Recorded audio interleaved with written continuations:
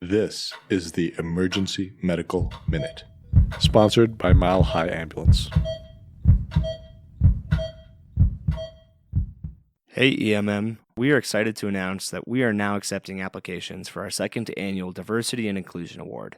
The award is eligible to fourth-year med students identifying as underrepresented in medicine and are applying to EM residencies. We are extending 3 $200 awards to selected individuals following a blinded review of all applications. Applications will be accepted through the end of November, with winners being announced mid-December. Check out our website at www.emergencymedicalminute.org/EDI-award for all the details and to access the free application. Or you can click on the link in our show notes. Thank you. All right, where are we going? All right, good morning, everybody. So today's Medical Minute is going to be kind of dreaming of warmer times. I am reviewing for a board exam, and so this is kind of tied into some of my studying. So bear with me, this is something that probably won't present to us until the spring or summer. But we'll start with the case. So we've got a 13-year-old male. He's coming to us after hiking with his family, and he got bitten by a snake on the trail. They just scooped him up and brought him straight to the emergency department. What else do you guys want to know? I want to know what the snake looked like. Okay, snake look like, kind of get an idea of maybe what we're working with. Anything else? What time? What does the wound look like? What time? Yeah, maybe where on the body the kid got bit, right? So let's say he got bit about an hour ago. They just drove down. They were kind of hiking up by Red Rocks. It's on his foot. And there's maybe like a couple of puncture wounds. Symptoms, maybe last tetanus might be a good idea. So overall, here in Colorado, we see mostly rattlesnake bites. Those are kind of the only ones that you really have to worry about. There's kind of two types of snakes in the United States that we worry about in general. Crotalids are kind of pit vipers, and rattlesnakes fall under that category, as do cottonmouths. It's the same snake as a water moccasin, if you're more familiar with those. Those are all in the southern part of the United States, so it's not really something that we see here in Colorado. You have another type of snake, an Elapidae, that is more in Arizona. That's where we get into coral snakes, so you get those little rhyme mnemonics, black on yellow, red on black. But we don't have those here in Colorado. So mostly rattlesnakes. There's a couple of different types of rattlesnakes. The biggest and most common snake sighting that we actually have here in Colorado is something called a bull snake, which is a rattlesnake look-alike. Some people think that bull snakes don't bite. They do. They're just non-venomous. And so you can still get bites. People's dogs get bitten a lot because they get over and they get curious.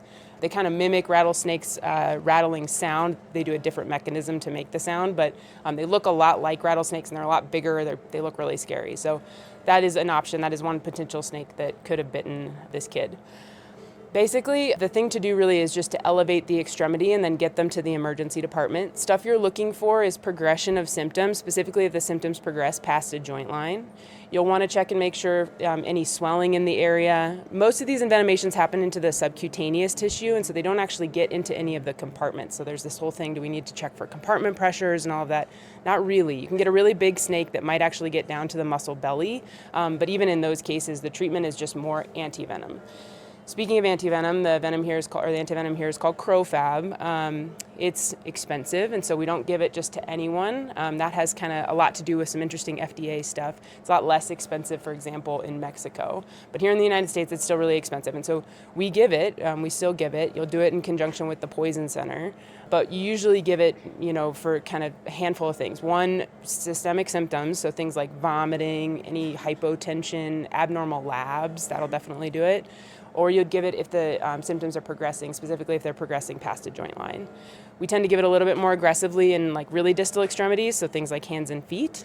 And then other than that, you're checking labs.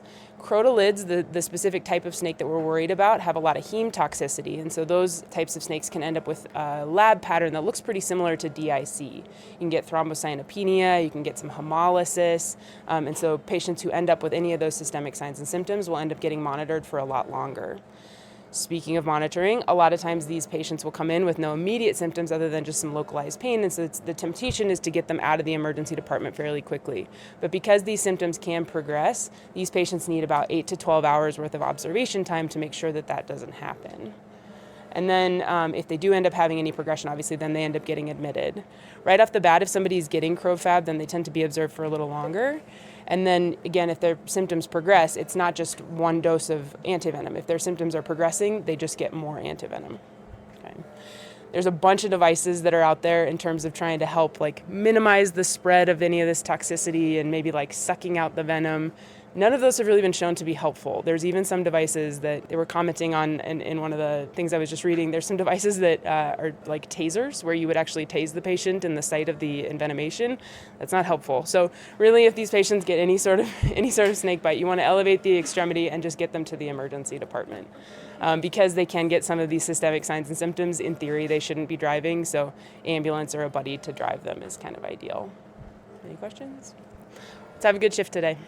We'd like to thank our sponsor, Health One Continental Division, and Swedish Medical Center for their financial contributions to the EMM.